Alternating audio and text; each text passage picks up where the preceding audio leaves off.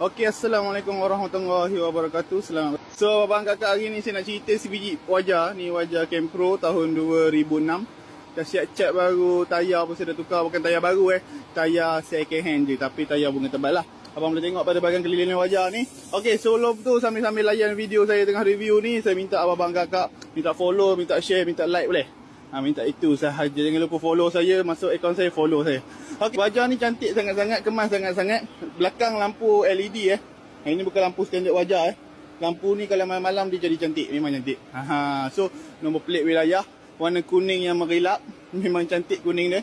Ni cat baru bang. Ni nama dia, saya cat guna Aika color. Ni special color kod dia. Ni kod special color. Saya cat luar saja, dalam saya tak cat. Saya cat luar saja. Sebab cat luar saja pun dah 2000 lebih dah warna ni. Sebab apa-apa boleh kontak saya kat atas. Okey, so jom kita review sikit-sikit wajah ni. So kat dalam ni pun agak menarik, mesin sejuk dalam ni. So ni rupa dalam dia. Dalam dia kemas lagi, aircon sejuk, semua elok kereta ni janganlah expect macam kereta baru, tapi saya cuba buat sehabis baik saya cuba buat bagi cantik balik. Janganlah expect ni kereta macam baru, nanti bila dah beli dengan saya nanti abang ni apa bang, sikit-sikit tu standard bang.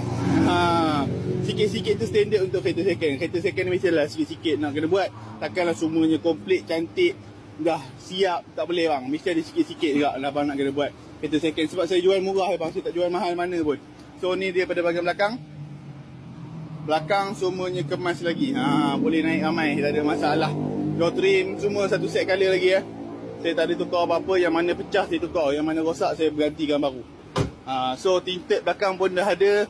Kereta ni tinggal tinted je lah. Tinted depan je sebab saya tak tinted. Sebab saya nak push pakom, tinted depan nak kena buka. So abang kakak top up duit sikit, tinted balik depan bagi cantik. So ni dia bahagian pilot dia.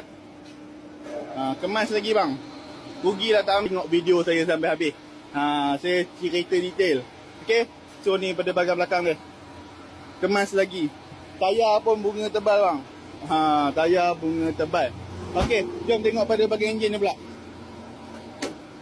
So yang mana berminat boleh PM saya. So kepada abang-abang kakak yang mana nak datang tu, tolong bagi tahu saya dengan lebih awal. Saya takut nanti abang datang kereta dah jual. Saya takut terjadi macam tu. Okey. So ni rupa enjin dia.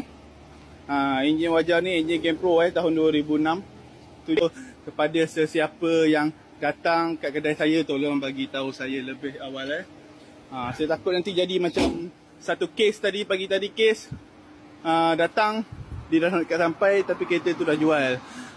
So kena buat temu janji dengan saya sebelum